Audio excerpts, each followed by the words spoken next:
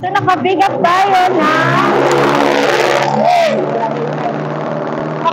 ng parcel sa station 1. Next station na tayo. Kung meron, sana pick up ulit.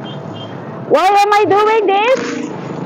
Kasi gusto kong makita o maramdaman yung feeling ng rider.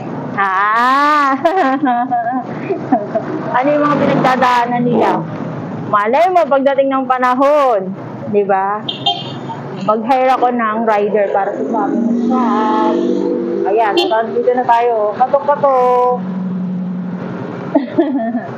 Sana meron. Anyway, yun nga. Sabi ni Kuya is that... Teka lang. Wait lang na. Yun.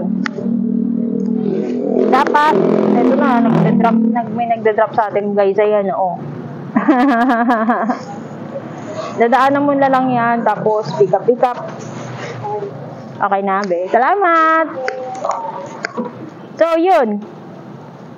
Station 2, online seller. Pabor na sa kanila yan kapag pinipikaban mo sila. Kasi hindi na nila kailangan mag-travel. Hindi na nila kailangan bitbitin yung item nila papunta sa shop. Malaking kaluwagan, oo.